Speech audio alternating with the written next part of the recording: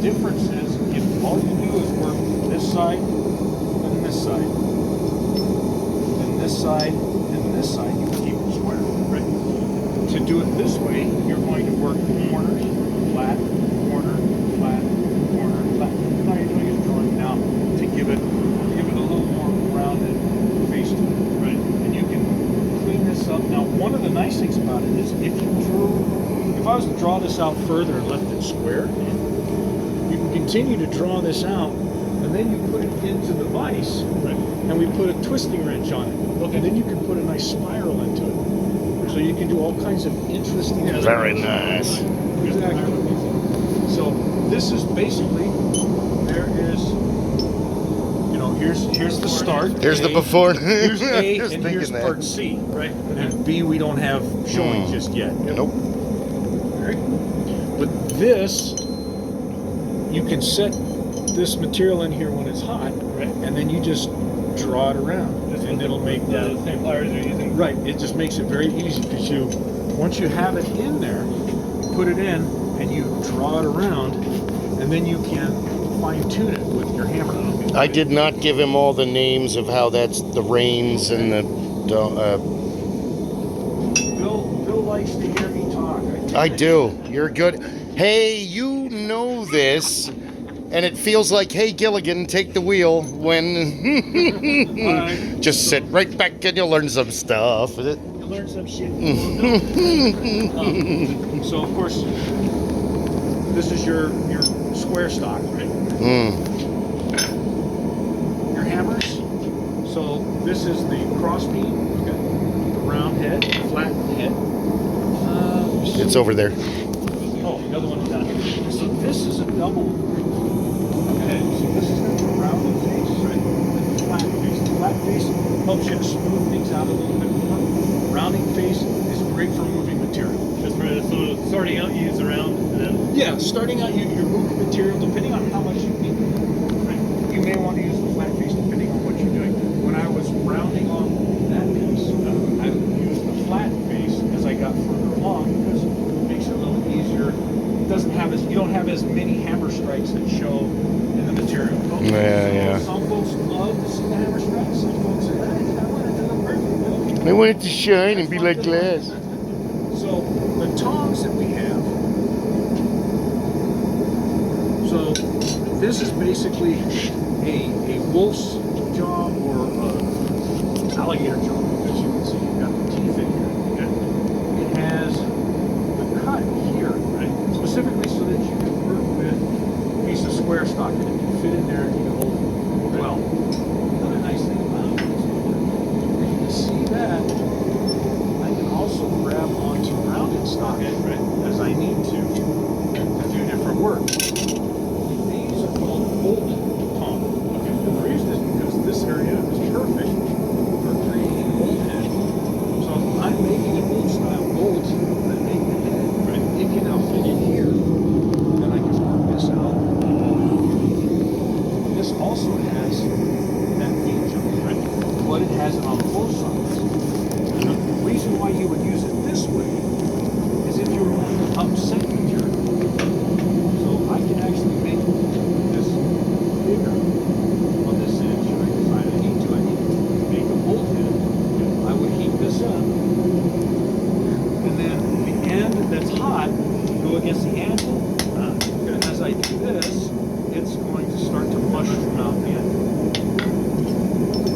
So these are basically universal tongs.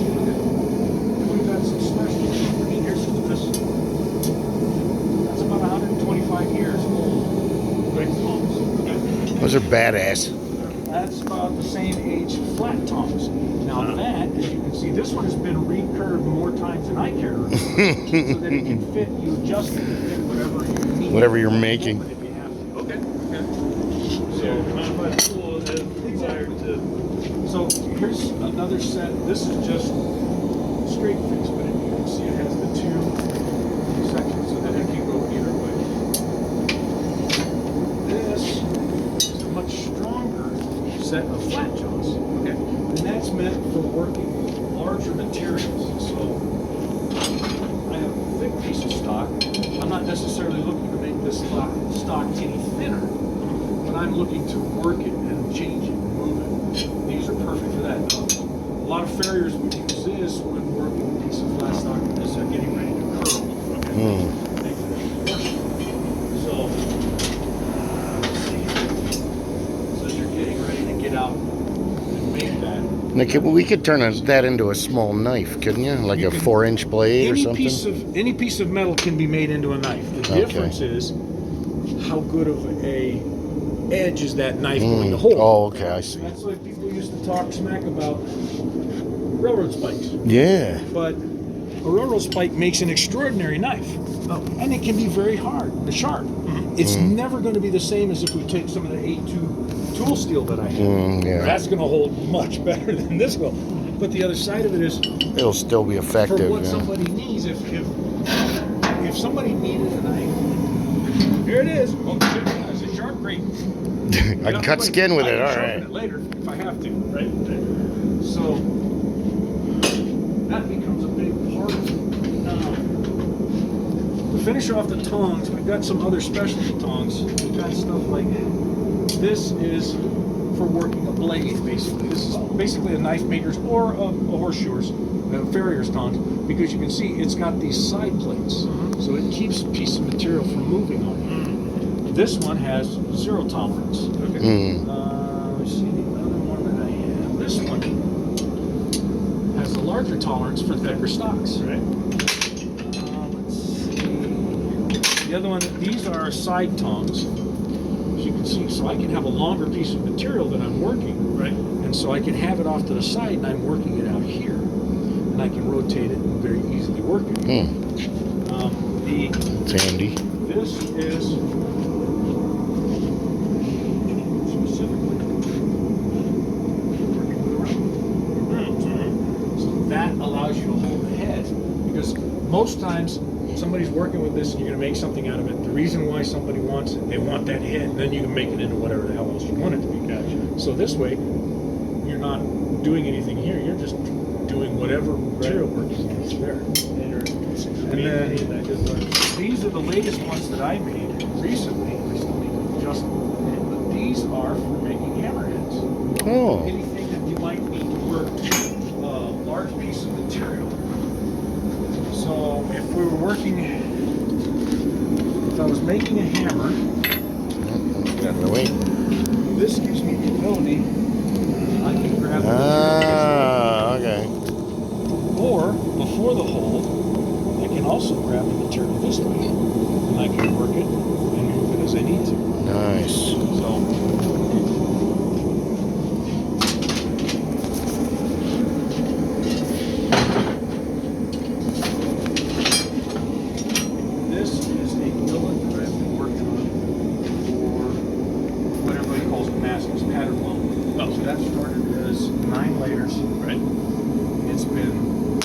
Welded, drawn out, cut, layered back on itself, right?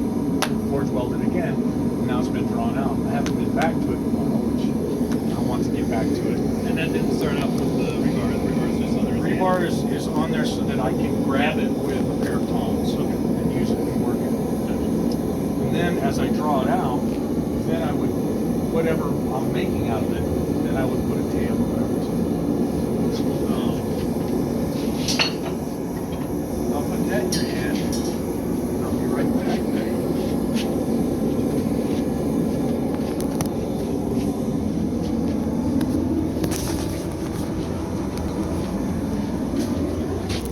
That is what this is. Oh, really? That is a blacksmith knife. Oh, okay. Now, a blacksmith knife was basically made from old files, old rasps, whatever. That's a hard. It's good hard steel. It works very well. Draw it out, and then you make the handle by doing the exact same work we're doing with this. Okay. To draw out, just draw out the material, and then this is that twist edge. Right. Right. So what sort of stuff would you be using as a blacksmith with a knife? This would have been, you were telling me, like, this would have been something you have old files, somebody shows up, you know, in the 1800s, you have a knife, yeah, I can make you a knife real quick. Melt off your face, Batman. We would have kept this around the shop. This would have been something that we would use as you're going out.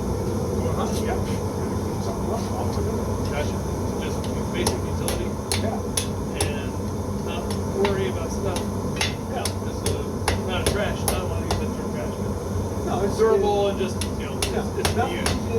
nothing gets wasted in the blacksmith shop if at all possible. Okay. Even the little bits and pieces will be out, put back together. Very neat. I like it.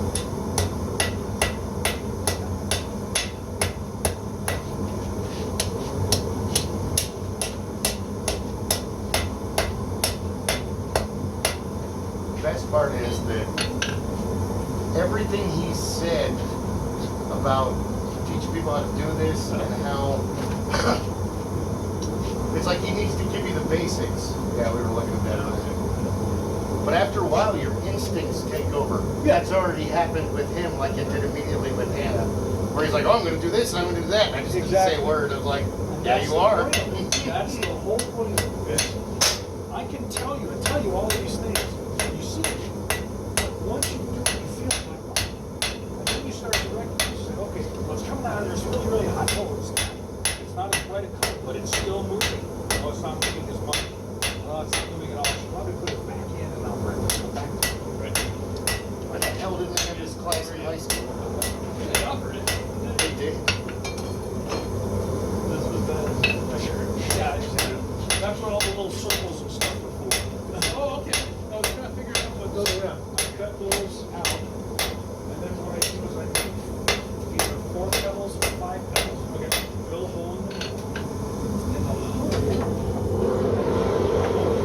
This is called a Russian rose. And what it is a piece of this material that has been flattened out and then cut to make petals. And it's wrapped around these. That's just the one piece. Right, and then it fits down like this. Okay, so you cut each of these out, and then once I drop this down as the middle. Before I didn't do this because I couldn't figure out this technique. I was having a hard time doing it. Right. And it's a technique that's been around for better than a century as far as I know. But it was something I couldn't figure out. One day I had it. In fact, the day I got that and I made the new spring for it, the post vise, was the day it all kind of gelled together. I said, oh, holy shit, this is how I need to do it. And so that's what I've been doing. I like it. Yeah, they're. Good things. Oh! Oh, I've been dumb. Okay, that's why you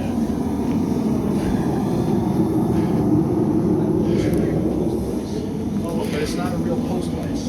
Yeah, that's just amazing. That's a nice heavy vise. Yeah. And then this, I got this from a guy for paid $80 for. Okay. But whoever he got it from had put a little coil spring down here, and it didn't close completely. So he welded pieces on up here. I'm like, okay, that you shouldn't have had to do that.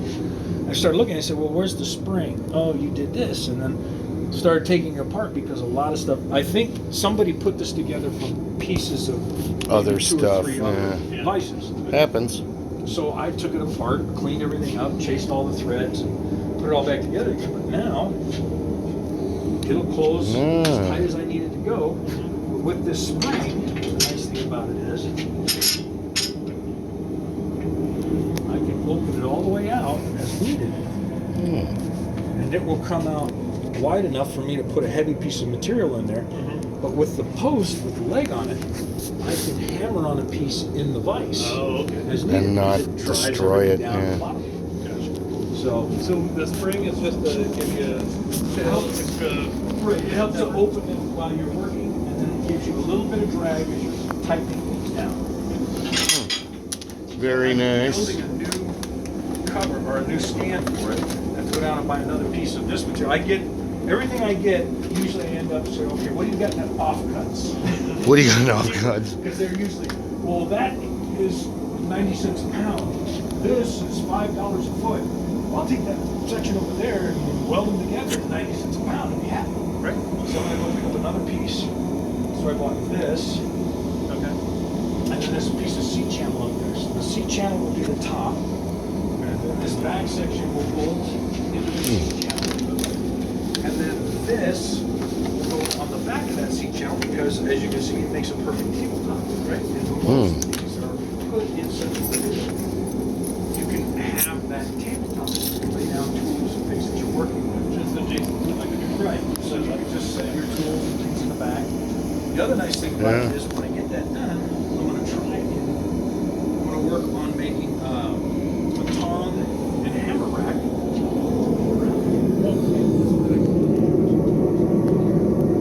This has been nice. I've had this for a couple of years, but it's all made out of wood. It's a little rickety. Right. So, you know, again, it's There's a lot of weight for a small yeah, amount of wood. nothing goes to waste in the shop. So this will get taken apart and everything else. If you don't, it's kind of a have a tool or need a tool, make a tool. Okay. So this is from putting pretty heads on rivets. Okay. So heat up the rivet, and put this on top, and hammer it down. Or if I'm upsetting material, I can hold this on the anvil and put a head on it down. This is basically a monkey tool, which means that I can put a piece of material in here, and it'll only allow me to put a certain length of material in here. So I can take a piece that long, right, and then hammer it down and make a nice head. So I can make my rivets. So and you make the monkey tool like that for any kind of rivets that I may need to make. This is another forward tool. So I can take that, then I can work the forward. And then of course, have to be able to store it. So a lot of these bits and pieces are things that I cobble together. This is a bottom floor. This is a piece I bought, but I'm probably going to end up making because this one's just not hard enough. So that breaks. This is a hot cut that goes in the part. But then you hammer against it, and it allows you to cut to the material. This is for making hinges. A piece of flat stock. Start with a hinge, and then I can fold it back over on it. So the reason I use this is I can drill additional holes for different sizes for what I'm writing. So again, it's a matter of, you know, need a tool, make a tool. What can I do? There's a ball For shaping, yeah, for shaping. I use these when I make some of the big roses and stuff like that. I mean, I've got this one shaping even larger pieces. I don't even make bowls or spoons.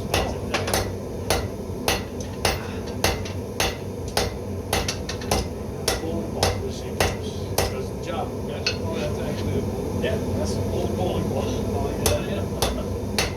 So, like I said, nothing goes to waste in the shop. Figure out how to, what you can use and do it. Exactly. Just beat on it until it looks like what you want. Hell's an asshole.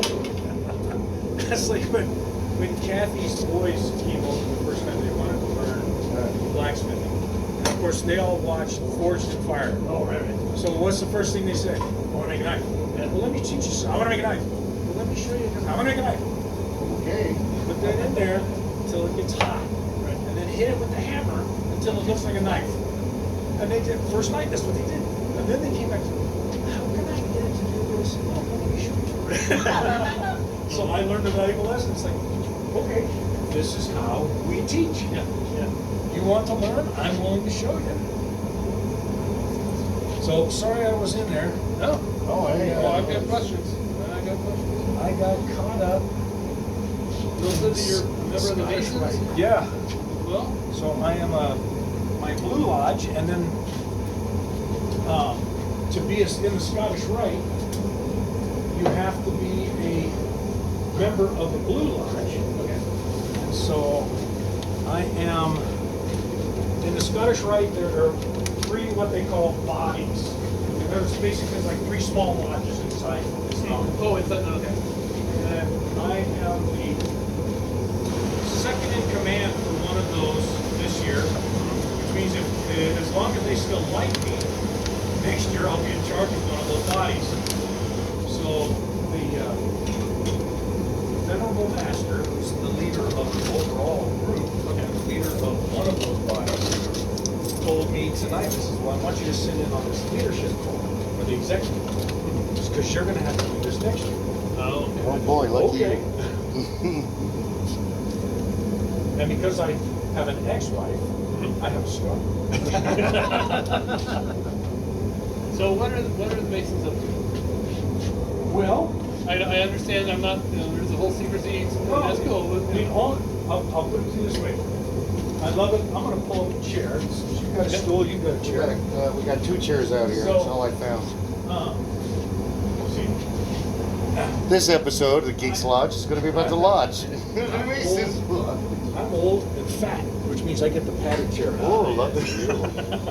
Comes with the perks. So I get the about to fall apart wooden one. that is Grandpa's original chair. That came from the ranch. And I am surprised. That thing holds my happy ass while I'm making roses. Hey, it works, right? So, Okay, let's to get. give you a history of the Lord. I got your arms in here. Come closer because this is your arms. The oldest verified Masonic secretary's record. Okay. So the minutes of a lodge. It's from about 1490. I believe it was in Scotland. Okay. And the only reason we know it's a Masonic lodge record, you know, it talks about lodge, but it speaks in this particular record of raising a brother to a Mason. Oh, okay. So part of the vernacular is you get raised to be a Mason. In Masonry now, there are 3 levels in Freemasonry. There's 3 degrees. Okay. That's where getting the 3rd degree comes from. Oh, okay. So the 3 degrees are considered to be all the degrees that anyone can get in Freemasonry. There are other degrees that are available. The Scottish Rite goes as high as 33 degrees total. Okay. But that's what's called an appendant line. In other words, to be a member of that, you have to be a Mason. Right. The idea behind that Scottish Rite is we're going to teach you more. Masonry is believed to have begun from stonemasons. And so you have what's considered operative and speculative. Operative masons, obviously, guy, hammer and chisel, cutting stone. Right? And the stonemasons' guilds were very protective of their techniques. And they had very specific policies on how long it took to become a master mason. Right. So that was why you had the entered apprentice, and then you had a fellow craft, and then a master could then be someone who could move forward and do even more. People, businessmen and nobles, and people saw what was going on with some of the guilds and the way they were handling this. Wow, these guys, this is really kind of interesting. And so they started asking, how can I be a part of this? And originally it was like, how can you be a part of what? Right. What do we do? And then it became, well, okay, you're not a stonemason. You can't join our guild. If you want to become a stonemason, it's going to take you 3 years to become an apprentice. It's going to take you 7 years to become a fellow of the craft. And so that was the whole purpose of it. But eventually, it came around and said, all right, somebody, my interpretation is somebody enterprising said, you want to become a mason, but you're not a stone cutter. Well, if you pay us some money, we'll teach you, we'll take you on these steps, Make you an and we'll let you honor. become a part of our group. But you won't be able to go out and build buildings, you'll be able to do things like that. So over time, more and more speculative masons entered into the craft. So you'll hear spoken about that. And now it has become almost all speculative masons. Now there are still real masons that are members of Masonic lodges, but there are far more speculative masons. And masonry in the United States and a lot of places around the world has taken on it's the oldest men's fraternity in the world. And so the stated purposes are, the stated purpose that you'll see is to make good men better. I told Bill this, the first rule of masonry that I put it into the vernacular that the kids can understand. Right. First rule of masonry is don't be a dick. If you can live by that, then there's all kinds of other things that come along with it. The only secrets of masonry, the only real secrets of masonry are the things that come along with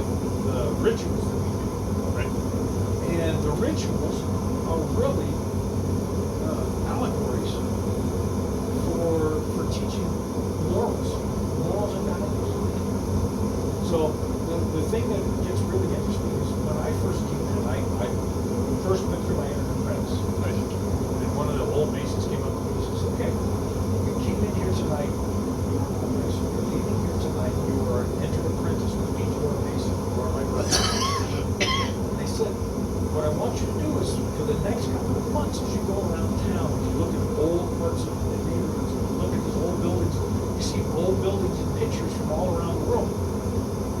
You're going to see different things that you saw before but you didn't recognize, or that have a slightly different meaning.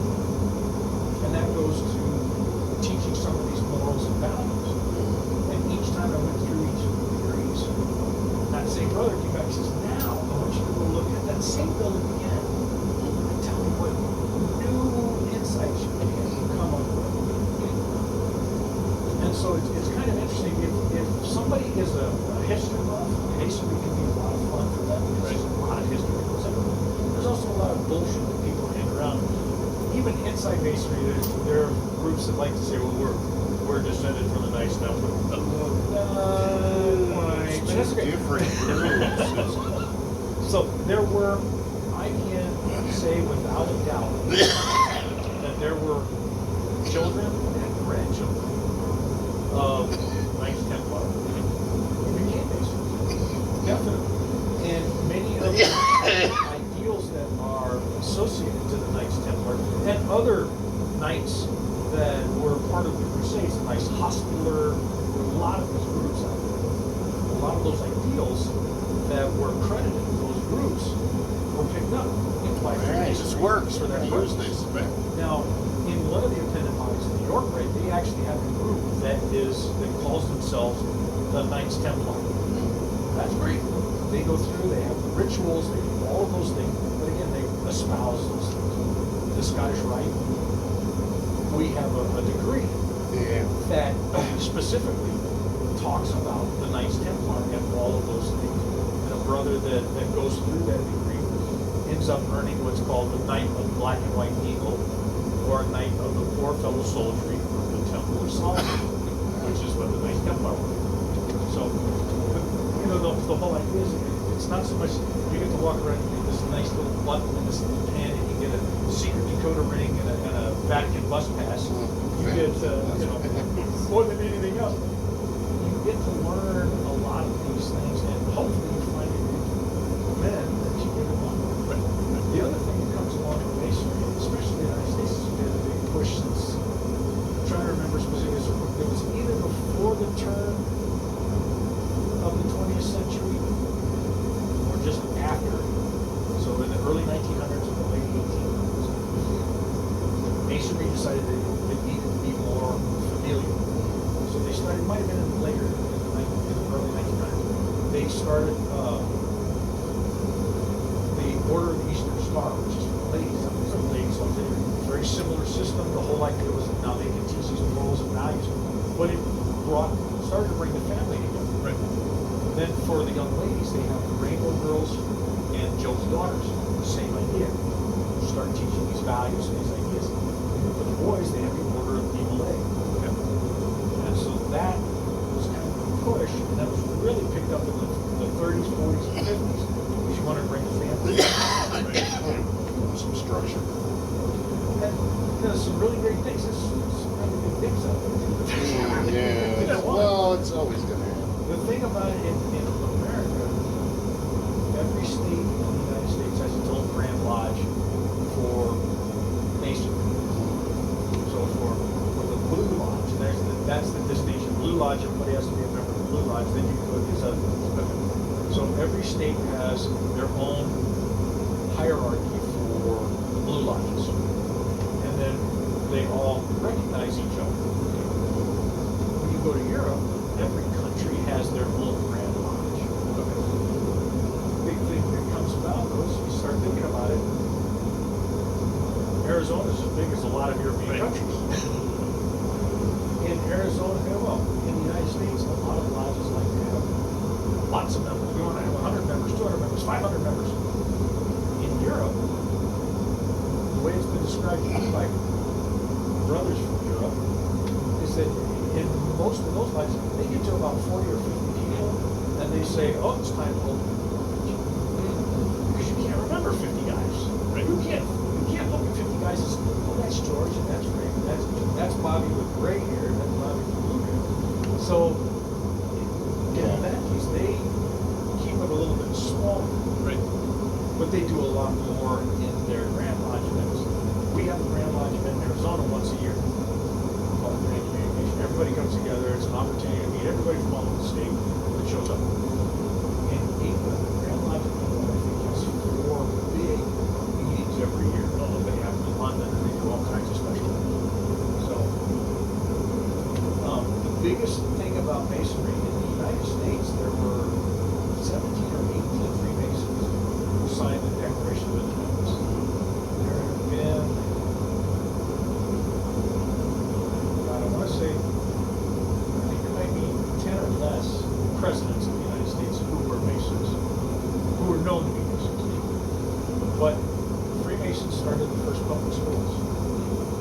Freemasons started a lot of public programs around the country because they saw needs. We got to do something about this. They usually had the business leaders, all the business. So if you're a small town in Montana, you've got the blacksmith, the banker, and the hotelier, surgeon. all these guys. So these guys are the guys that have the money.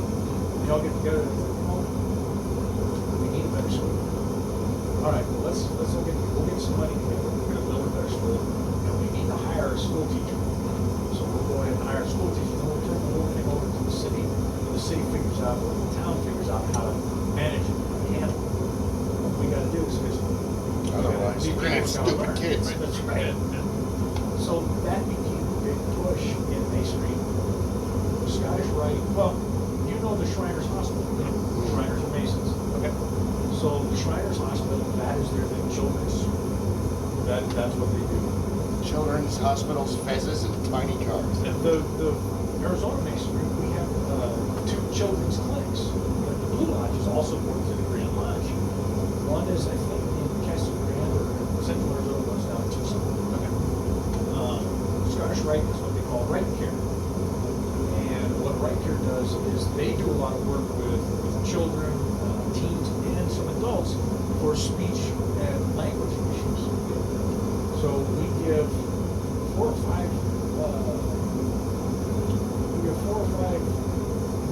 my brain freeze, scholarships every year to ASU for their speech therapy programs. Speech therapists. So the York Rite has a number of things that they do. I started getting my Scottish Rite involved in St. Mary's Food Bank. They used to, before I started over there, they were helping out with St. Vincent de Paul. After COVID, St. Vincent de Paul didn't have any opportunities for us anymore. So we went to St. Mary's Food Bank. Pack boxes for St. Mary's Food Bank. I also got them this year, or this last year, I got them to donate to the Eric Marsh Foundation, which Eric Marsh was the captain for the Granite Mountain firefighters that got killed in 2013. His wife started this foundation because those guys, the hot shots across the country, they don't get paid if they get hurt. Right. Anything happens to them, they're going to get paid. And when these guys died, there were no benefits. That became a big row. We had a lot of hearings. Didn't go anyplace. But she started this, and she takes donations, and when she hears about fallen firefighters, wildland firefighters around the country, she grabs money and donates. We went up and gave about $1,350, and that money went straight to a fallen firefighter's family in Virginia. Cool. So what I'm working on with that is, because I'm an old first responder, and those are my people, I'm working to get them to do it every year. And we have what's called valleys in the Scottish Rite. So there's 3 valleys in Arizona. The Valley of Tucson, the Valley of Phoenix, and then the Valley of Northern Arizona. So it's 3 separate Scottish Rite lodges that exist. Okay. And I got them all to come together and put some money together. We went up to Prescott and we gave them money. She was very surprised and very touched. They even got the fire chief from Prescott to show up. And he was like, I can't believe you guys did it. hey, if I have my Miracle voice, you're I have here. more often. So this year, I'm gonna push Grand Lodge and ask them if I can get them to help me at least ask all the lodges in the state. Hey, put the money in. My personal Make it dream, I happen. told this to a couple of Grand Lodge officers. My personal dream is we went up there and I had, well, you saw the picture, I think I had 15 Scottish Rite Masons. We went up there with our prayer caps, regalia, and presented the money.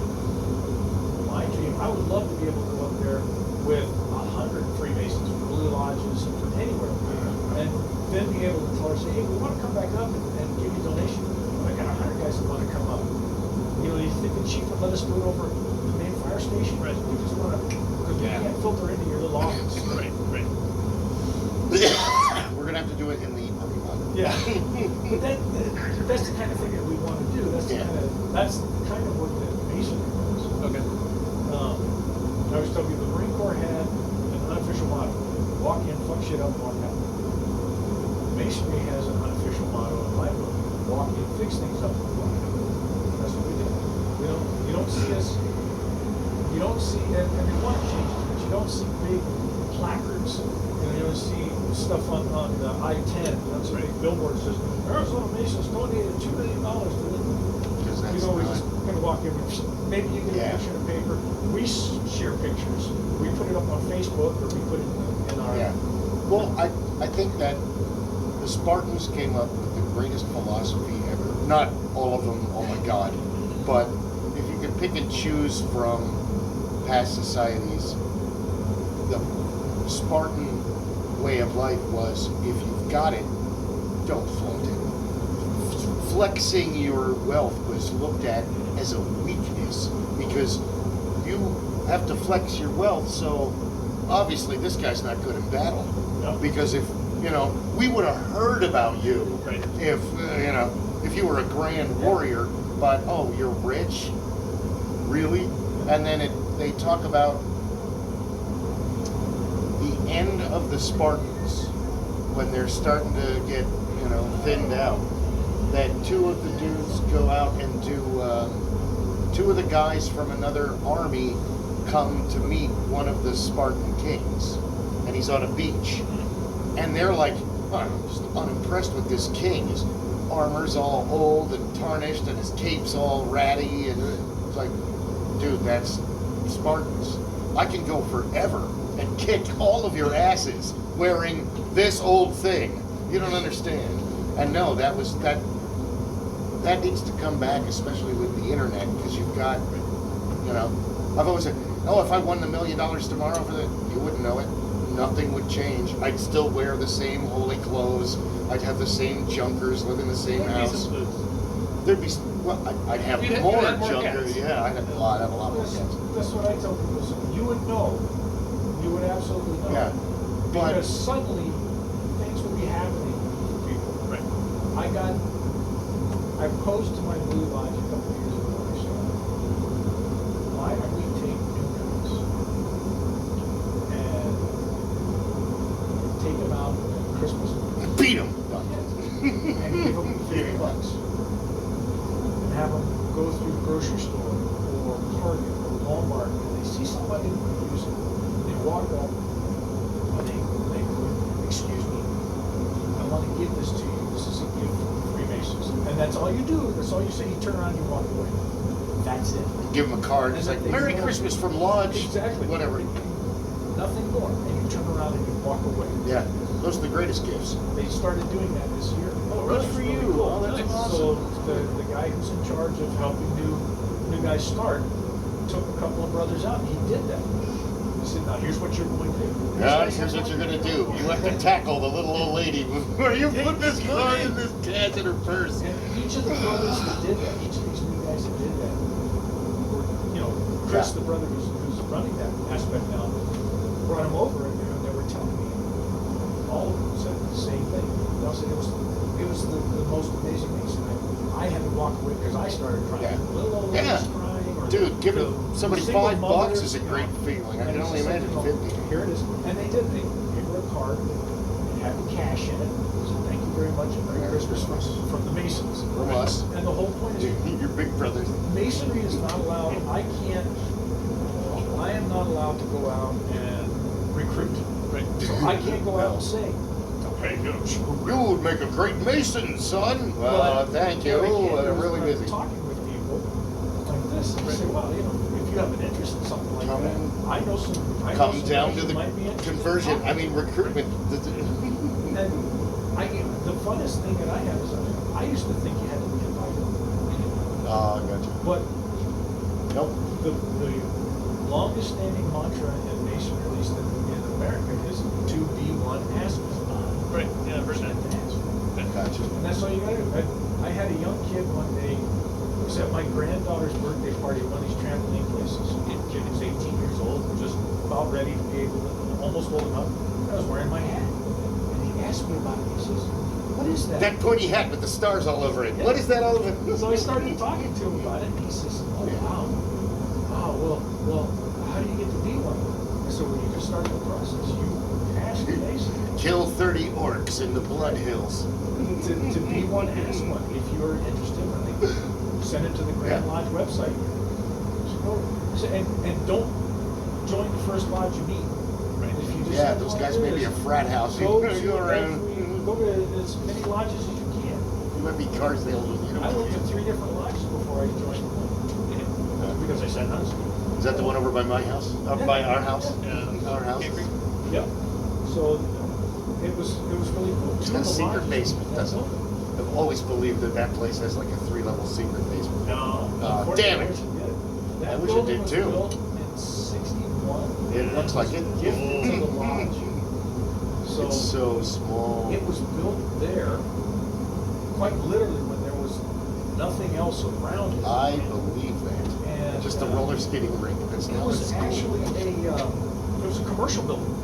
So the lodge itself, the front of the building would have been the offices and whatnot, and the back was built as a warehouse. They used to have a loading dock, a loading door out back, and everything else. Were they making like Adobe or? No, the building was built, and the family that owned it then, I guess, gifted it to the lodge, and it was built as a commercial structure. And they said, well, you can use this for actually. Yeah. It works. Pretty cool. Can I steal some sodas? Of course. I'll bring. What do you? I got some water. I'm good. What do you do? There's Coke and Mountain Dew in You don't there. want a There's Coke or a Mountain Dew, cold Ron? water and ice in the door of the fridge, with big filters and all that stuff. Oh, I need big filters for the house. Buddy of mine does keep me at work. You install RO systems? I was like, yeah. Can you do one for me? You don't want one. Really? Like, okay, well, yours is my team, right? Yeah. So it took me a while. Like, oh, like somebody asked me, "Do you want a printer or you don't?" You know, I think matters. Call back. You're gonna be mad. Doesn't matter what brand it is. You're gonna hate it. Just no. At some point in time, you're gonna get pissed. I have latched onto Epson printers right now, the multifunction printers. But I never buy the bottom line. Right. And I never buy the $600 Uber because I have no use for that. Right. I can print double-sided. It takes the base cartridges and I fool around with that shit. Right. And do any of the rest of that stuff. Oh, thank you, sir. Thank you. That's what I've done. I've done everything. It's just a scanner. That's what I need. Yeah. I can document feed and flatbed it. The only thing I didn't pay for is mine doesn't do double-sided scanning. Oh, okay. But it does double-sided Not a printing. sponsor, we just enjoy the product. I don't need to spend another $300 for that. Right. Right. How many things? Yeah, I can flip it, or I can just copy it. And it's Exactly. I can make what I need and make it fit. Well, That's what it feels like. all the good stuff. So I have ruined your night and given you guys all the secrets. Yes. Chew slowly. It's the good stuff. So many Conan quotes. Well, I've always wondered about that, and Well, I heard that. Face Chris, you milk. guys, Face milk. that is white. Told you it's white. to be one as one, that's the oldest rule. Damn. Look at that glowing in the wind. So now you should feel that move much easier, much faster. Or I got this little midget one wrong and messed it up. With the runes Now all be careful over. with that being hot like that, and It water will on hit that, you it's in going the to pop. eyes. Yep. Gotcha. Yeah, Which is okay, go ahead, just be prepared for it. You'll hear it pop. There it is. Got it right in the eyes last time. But as you can feel, you should feel it moving a little faster. It is going a bit faster. Another thing, as you're working, Oh, surprise. Surprise. pull your elbow. Can I ask you about that? This is Okay. the technique you want. And the reason is Yep. that anvil has got enough rebound that it will help move that for you. Gotcha. To your favorite you Beatles song. You isolate your shoulder and you don't end up taking all of those upper tendons and making tomorrow real painful. But it's a bicep, it's not a wrist. It's not a forearm, right? Exactly. Yeah, because really all you're doing is here. Your forearm is keeping this under control, so you're not trying to be rigid. Yeah. You're letting the anvil and the hammer do a good portion of the work. You want that rebound to send that hammerhead for you.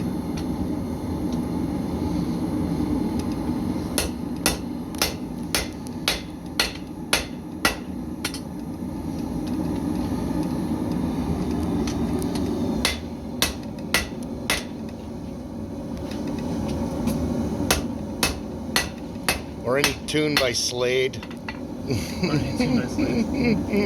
Now, something to think 4/4 about is, beats. I'm not lifting that. That's the rebound for me. Okay. The other thing that happens is when you're working, you get to a point, when you get to a rhythm, you'll be working a piece, and when you stop Work hanging it, on work that, it. you continue to hammer here so you don't lose any of your momentum, and then come back to work on your piece.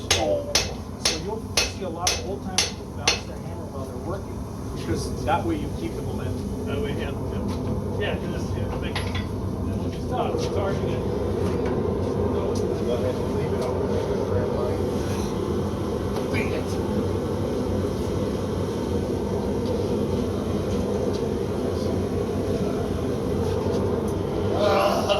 All the hair on my body is gone. Yeah, but you're just like me, it'll grow back by next week. Yeah, don't worry about it. Oh look, it came in darker. Yeah. I told you, I like Slade. I like black and white, black and white. That's true. You like black and white, run away. Anything 4/4 time, it'll work. See the chameleon lying When there. you're really angry and disappointed in life, you can take a piece of spring steel. So this was a actual. I saw a string down there. So that's actually still. This is a leaf string. Yeah. Okay. That piece was half of this, that long, was taken and then drawn out. Ow! Okay, drawn out to that. So Spark in the glove. Sorry, didn't mean to interrupt. We'll get your attention. that will wake you up. Oh my god, that's like a bee sting. And these are the ones that just like, okay, I feel angry. I'm going to make something. Short and pointy. I'm gonna go beat something into existence. Or something else.